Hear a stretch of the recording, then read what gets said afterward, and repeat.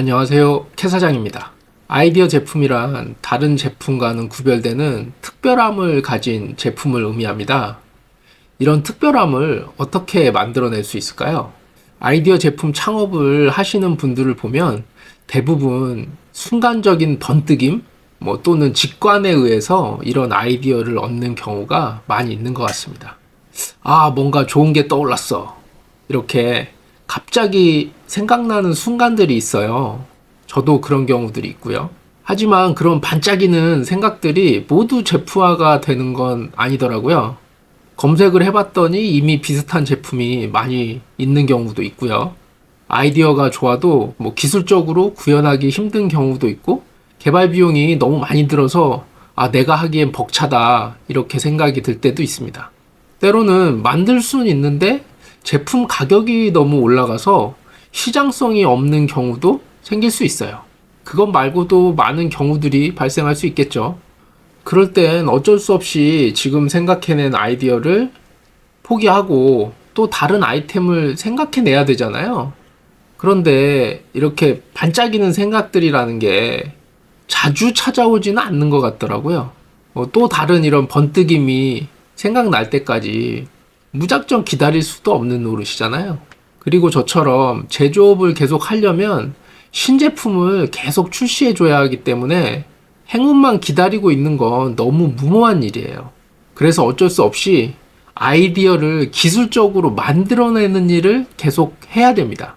그래서 오늘은 아이디어를 만들어내는 기술이라고 하기엔 좀 부끄럽고요. 그냥 제가 쓰고 있는 방법을 한번 소개시켜 드려 보려고 해요. 대단한 건 아니니까 가볍게 봐주시고요. 저렇게 하는 방법도 있구나. 이 정도로 생각해 주시면 좋을 것 같습니다. 혹시 아이템 발굴에 어려움을 겪고 계시다면 참고가 되셨으면 좋겠습니다. 처음엔 일단 아무 제품이나 한 가지를 정해야 됩니다. 여기서 앞선 영상에서 말씀드렸던 아이템 선정의 원칙을 복습하고 가는 게 좋을 것 같습니다. 쉽고 간단한 제품, 내가 가진 예산으로 만들 수 있는 제품, 내가 평가할 수 있는 제품, 키워드나 카테고리가 있는 제품, 이렇게 네 가지 원칙을 말씀드렸었죠. 이 조건에 최대한 부합되는 제품을 일단 찾아봐야 됩니다. 의식의 흐름대로 아무 키워드나 막 검색해 보셔도 되고요. 아니면 내가 가지고 있는 제품들을 하나씩 검색해 보셔도 됩니다. 이거는 시간을 많이 투자하시는 수밖에 없어요. 특별한 노하우 같은 게 없습니다. 그냥 결과가 나올 때까지 계속 반복해서 하셔야 돼요. 이렇게 해서 제품을 한 가지 선정하셨다면 이젠 기존 제품보다 조금 더 나은 제품을 만들어 보겠다. 이렇게 마음을 먹는 게 중요합니다. 그런 걸 보통 이제 차별화 포인트라고 하고요. 그걸 가지게 되면 내 제품이 조금 특별해지는 겁니다. 제품의 차별화 포인트를 만드는 방법은 수도 없이 많을 거예요. 근데 저 같은 경우에는 딱 심플하게 세 가지 정도만 생각을 하거든요. 디자인 변경, 소재 변경, 불편함 해소, 이렇게 세 가지 정도만 생각을 합니다. 디자인은 말 그대로 제품 외관에 대한 부분을 얘기하는 거고요. 소재 변경은 제품을 만드는 원재료를 한번 바꿔보는 거예요. 불편함 해소 같은 경우에는 고객 불만 사항을 수정해 준다라고 이해하시면 될 것 같습니다. 한 가지씩 구체적으로 한번 설명을 드려볼게요. 자, 첫 번째는 디자인 변경입니다. 이건 개념은 쉬운데 실천하기에는 꽤 난이도가 있는 작업입니다. 기능상의 제품의 장점은 그대로 계승을 하고요. 외관을 아주 개성있게, 고급지게, 때론 재밌게 이렇게 만들어주는 거죠. 예를 들면 이렇게 제품에 캐릭터를 넣어준다던가 컬러를 이쁘게 한다던가 이런 것들이겠죠. 이건 요즘에 굉장히 인기 있는 대기업에서 나온 캐릭터 제품이잖아요. 이런 거 같은 경우에는 그 저작권을 가지고 있는 기업한테 라이센스를 사서 제품을 만드는 거죠. 확실한 구매층이 있다는 점이 굉장히 장점이 될 거고요. 하지만 라이센스 비용은 어마무시합니다. 1년 단위로 계약한다고 쳤을 때 최소 몇 천에서 인기 있는 캐릭터들은 몇 억씩 하는 경우들이 있죠. 그래서 자체적으로 캐릭터를 만들기도 합니다. 이건 칫솔거리인데 동물 모양으로 캐릭터를 만들어서 독특함을 준 거죠. 좀 더 간단한 방법으로는 컬러를 다양하게 하는 방법도 있습니다. 이쪽에 보시는 건 캠핑 화로대 제품인데요.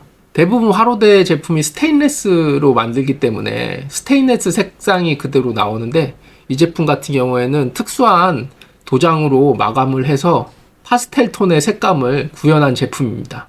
마지막으로 이 제품은 양초를 녹이는 캔들 워머 제품인데요.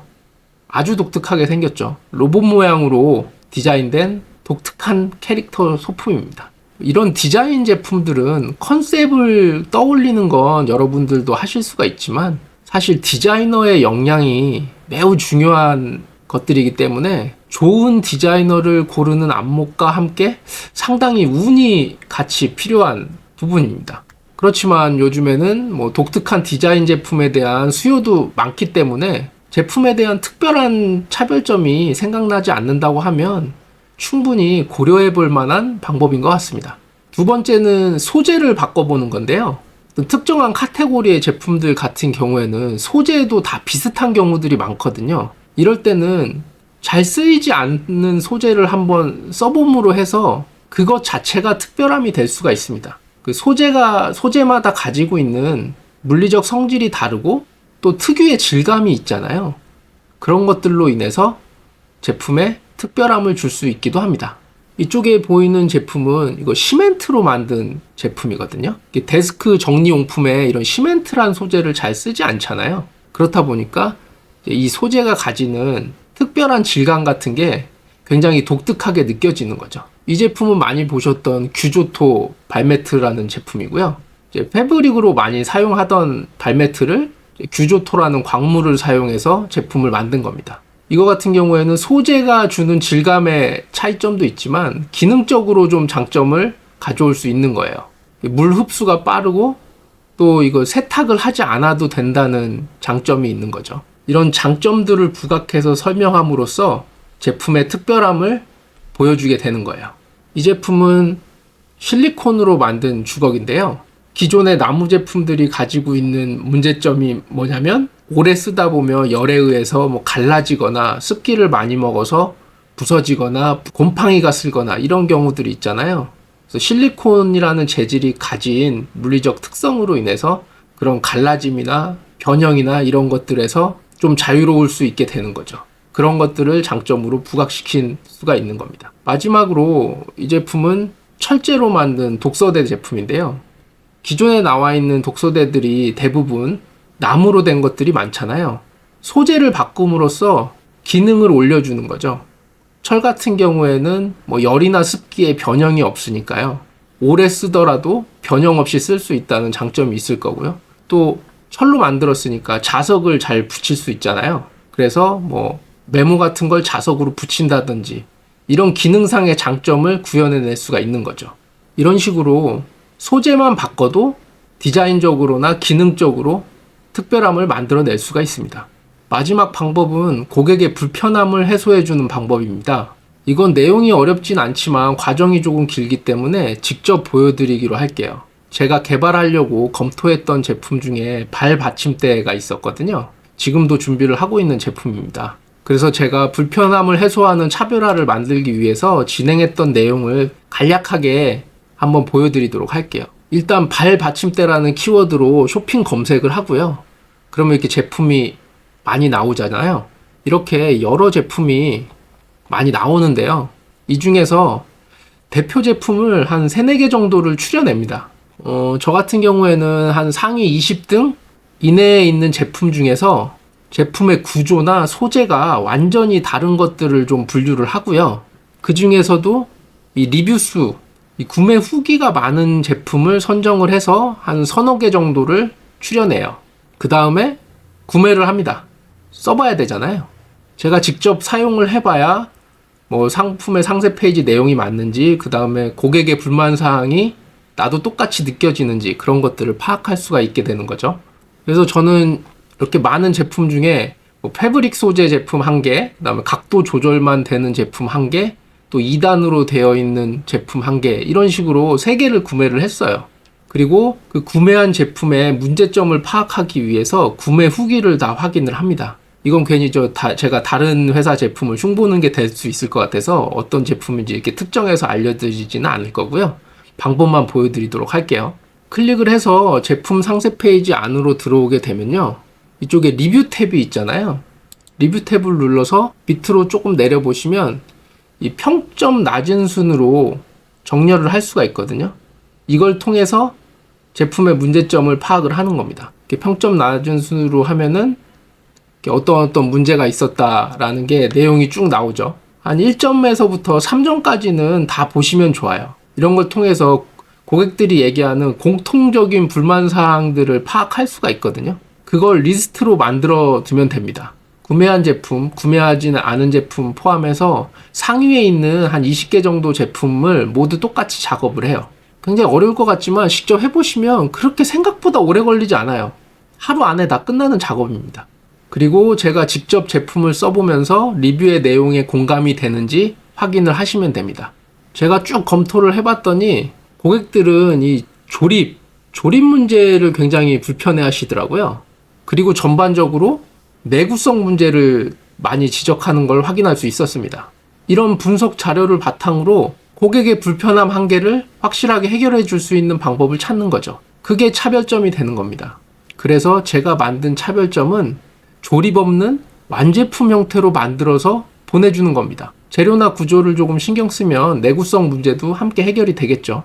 이렇게 한 가지 포인트만으로 고객의 불만을 해소해 줄 수가 있고, 이렇게 함으로써 특별한 제품이 될 수 있는 겁니다.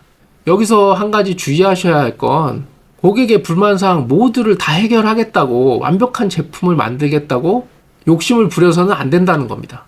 이제 기능적으로 완벽함을 추구할수록 생산 단가는 올라가게 되고 디자인을 망가뜨릴 가능성도 그만큼 늘어나는 겁니다. 그러니까 가격하고 디자인은 비슷한 수준으로 맞추면서 고객의 불편함 한계를 해소하겠다, 이런 마음가짐으로 접근을 하시는 게 맞습니다. 어차피 제품 경쟁력이라는 거는 절대평가가 아니고 상대평가거든요. 고객이 고를 수 있는 제품들의 선택지는 그 양이 제한이 되어 있기 때문에 내 제품이 경쟁사 제품보다만 조금 좋으면 되는 겁니다. 마지막으로 한 가지 예시를 들면서 지금까지 말씀드렸던 내용을 정리를 해볼게요. 내가 만약 요런 밥주걱을 아이템으로 결정했다고 한번 가정을 해볼게요. 그렇다면 제가 알려드린 세 가지 방법으로 차별화 포인트를 만들어 볼 수 있는 겁니다. 이렇게 캐릭터를 넣어서 세울 수 있게 디자인 변경을 해준다던가, 아니면 이렇게 실리콘이나 스테인레스로 소재를 바꿔볼 수도 있는 겁니다. 그걸 통해서 기존의 나무 제품이 가지고 있었던 갈라지거나 변형이 가는 문제를 해결하기도 하고요. 재질 자체가 가진 질감을 통해서 디자인 차별화를 만들 수도 있는 겁니다. 아니면 이렇게 주걱 부분에 돌기를 강하게 줘서 밥풀이 잘 달라붙는다는 고객의 불편함 한 가지를 해소시켜 줄 수도 있는 거겠죠. 여러분도 한번 제가 알려드린 방법을 참고하셔서 차별화된 아이템을 쉽게 만들어 보시면 좋을 것 같습니다. 여러분들의 아이템을 조금 더 특별하게 하는데 이 영상이 도움이 되셨길 바랍니다. 오늘은 마무리하고요. 저는 다음 영상에서 다시 찾아뵙겠습니다. 캐 사장이었습니다. 감사합니다.